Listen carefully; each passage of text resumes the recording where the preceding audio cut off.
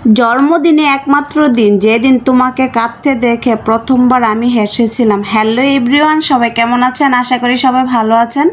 আপনাদের আশীর্বাদ ভালোবাসা আমি অনেক অনেক ভালো আছি। চলে আসলাম অনেক দিন পরে একটা ব্লগ ভিডিও নিয়ে। আশা করছি প্রথম থেকে শেষ পর্যন্ত দেখবেন। আজকের ব্লগটি হচ্ছে আমার ছেলের জন্মদিনে কি করেছিলাম তা নিয়ে আজকের ব্লগটি। এই তো আমি সকালে স্নান টান করে সিঁদুর পরে চলে এলাম। ঠাকুর ঘরে এসে সব কিছু পরিষ্কার করে নিয়েছি। এখন সব ফুল দিয়ে সাজিয়ে পুজোটা দিয়ে দিব। আর ওর পাপা ভগবানের কাছে পুজো দেওয়ার জন্য ছেলের জন্মদিন বলে কথা একটা মিষ্টি ভোগ পাঠিয়েছে, ওইটা দিয়ে পুজো দিয়ে দিব। এখনও দুধ আসেনি, দুধ আসলে পরে একটু পায়েস রান্না করে ভগবানের কাছে পুজো দেবো। আর জন্মদিন হলে তো একটু পায়েস করতেই হবে। এই তো আমি পুজোটা দিয়ে দিয়েছি। আর এদিকে দুধও চলে আসছে, আমি পায়েসটা বসিয়ে দিয়েছি। আর জন্মদিন হলে তো একটু পায়েস করতেই হবে, না হলে ভালোই লাগে না। পায়েসটা রান্না করে ভগবানের কাছে ভোগ নিবেদন করে দিয়ে দিব। আর ভগবানের কাছে একটাই প্রার্থনা, ভগবান তুমি আমার সন্তানের মঙ্গল করো, আমার সন্তান যেন একজন মানুষের মতো মানুষ হয়, সেই প্রার্থনাই করে ঠাকুরের কাছে। সবাই আমার ছেলের জন্য অনেক অনেক আশীর্বাদ করবেন।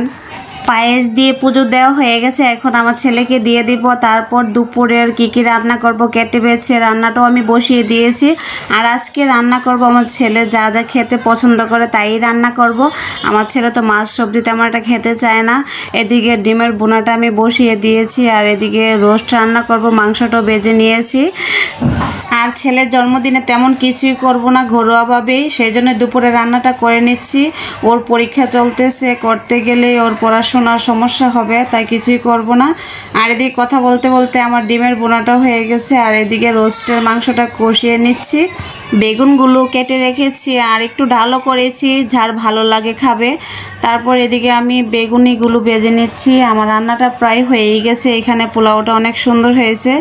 আর কেমন হয়েছে আমার রান্না বান্নাগুলো অবশ্যই কমেন্ট করে জানাবেন। এই ছিল ছেলের জন্মদিনের মেনু। আর আমার ছেলেকে সুন্দর করে সাজিয়ে দিয়েছি। আমার ছেলে তো ভীষণ খুশি। আমি ছেলেকে জিজ্ঞেস করতেছিলাম তোমার কেমন লাগতেছে, ও বলতেছে অনেক ভালো লাগতেছে। আর ছেলেদের খুশি মানে তো মার খুশি। ওকে খাবারটা দিয়ে তারপর আমরা সবাই খেয়ে নিয়েছি। আর সন্ধ্যা হয়ে গেল, সন্ধ্যার সময় ওর জন্য ড্রেস কেক সব কিছু নিয়ে আসছি। এখন বলছে বাবা রেডি হয়ে নাও, রেডি হয়ে নিয়েছে। আর আমার শ্বশুর বাবার সাথে এখন কেকটা কেটে নিচ্ছে। তারা তিনজনকে একসাথে আনন্দ করে কেক কাটতে দেখে তো ভীষণ ভালো লাগতেছে। কারণ আমার শ্বশুর বাবা তো অনেক দিন বিদেশে ছিল, অনেক দিন পরে দেশে আসছে। আর তাদের সাথে তেমন কোনো সময় কাটাতে পারিনি, এখন কাটাতে পারবে, কারণ একবারই ক্যান্সেলে চলে আসছে। এখন দুই নাতিকে তাদের দাদু ভাই আশীর্বাদ করে দিবে।